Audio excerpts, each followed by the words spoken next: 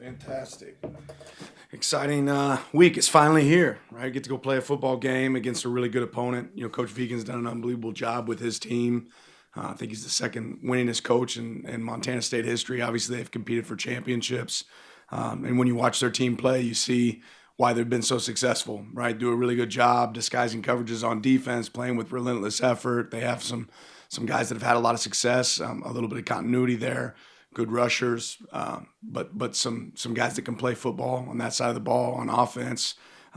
Also have a lot of talent. Taco Dollar is a really talented wide receiver. It's been really good in the return game for him as well. Quarterback that we've actually seen before, Justin. It's a guy that we played against when he was at Stanford, and it sounds like he has good control of the offense. So there's going to be some new pieces, some changes. Obviously, new coordinators on both sides of the ball for them. One that's been there on defense, and then one that's a change there offensively. So have to prepare for a lot of different things, but excited for this opponent. Back right, Aaron. Going back to the offense, number one rushing offense last year in college football. Just what makes their rushing offense so productive? Yeah, I think they present a lot of different pictures that are tough. Their guys play with some physicality. I mean, they have some guys returning up front that have been good players for them on the offensive line, but they're really good at creating hats in the run game. They've always been dangerous when it comes to quarterback run as well, right? And that's something that, that Justin's shown in his past, his ability to run, so it's something we certainly have to prepare for. Left middle, Matt. And there's new coordinators, new faces for them across positions. How do you kind of prepare? What's the process for that when there's so much newness? You prepare for a lot, and ultimately you try to say, okay, our rules have to play out, right? You could get a lot of different things, and you have to say, okay, are our rules sound? And if you have sound rules, the rest kind of takes care of itself. Right here, front left, James. Following with that, Dan, from a practical standpoint, just how much film is there from Colorado School of Mines and Exos for you guys to mine through? Yeah, we've been able to get some. You have to work connections a little bit different when it comes from huddle and trying to find different ways to find that, but we've been able to find a lot of film. Back there in the back right. Kind of building off of that, just how much film are you able to watch of Justin from that 2023 game against Stanford, and how much do you have to kind of go off of that, but also look at some of the more recent film and how he has grown since then? Yeah, you look at that for an evaluation as a player, but you spend a lot more time watching scheme from coordinator's perspective and what Montana State did last year on offense perspective as that falls in. Stay in the back with Jack. Back on media day, you said to play winning football, we need to learn to stop the run at a more consistent rate. With the running attack that Montana State brings, what have you been preaching to the defense, and what do you hope to see coming this Saturday? Well, just that. I mean, they've had a lot of success. They've outrushed their opponent, and several of their wins. Like that's a common denominator for them. When they outrush their opponent, they win the game, right? So we have to do a great job of rushing more than they're able to rush and stopping the run when we get those opportunities. Back to James. You certainly hope they don't get to the red zone offensively in the first place, but given how efficient they are there, how much would it be as a useful gauge if they do get there to see how the defense performs inside the red zone against an effective red zone offense? Give me that question. You hope they don't get there in the first place, but when you're trying to gauge how effective your red zone defense is, how useful a gauge would it be when they're very good at it offensively? Yeah, I think it'd be a good gauge. Middle, Tyson.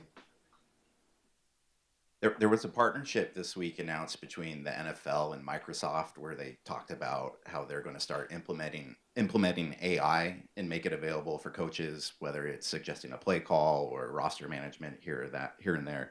I'm wondering if, one, what your opinion was when that news came out. And two, I didn't know that happened, yeah. Like Sean. I'm not using ChatGPT on my sideline to decide what we're going to run. But, I'd be interested in what kind of information that provides, but I don't know if that's made it to us. I think AI is something that's going to continue to grow. It'll continue to be a part of the game, probably as much as anything from a scouting standpoint. But it's still the early days probably for us at our level there.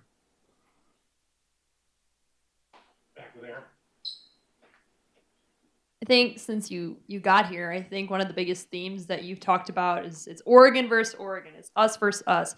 Just how has the team on both sides of the ball kind of made each other better throughout fall camp in preparation all for this game one? Yeah, I said it the other day. I think we're ready to hit another team, right? We're ready to hit somebody else other than ourselves. That being said, I think there's a lot of respect for this team that we're about to play, and I think it's a great, first team to have that opportunity for us. So we will take all the days of prep that we can get.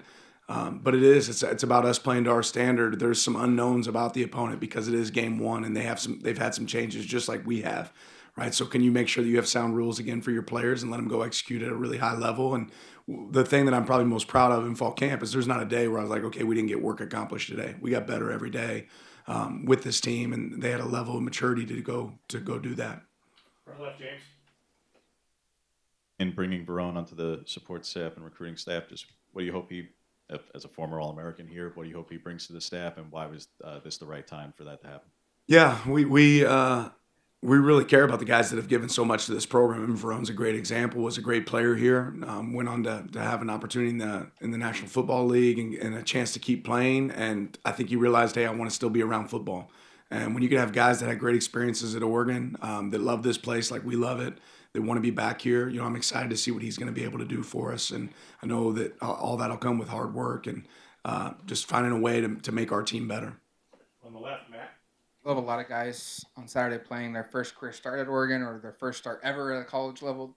Do you embrace that anxiety or excitement towards it, or do you kind of downplay it and don't talk about it with so many guys on your roster? I haven't really talked about it yet because the truth is there's going to be a lot of guys out there playing for us that haven't played a lot. But what gives you confidence in those moments is that they've had a lot of experience in practice, right? And that experience, if we've done a good job of making it feel like a game, it's going to carry over.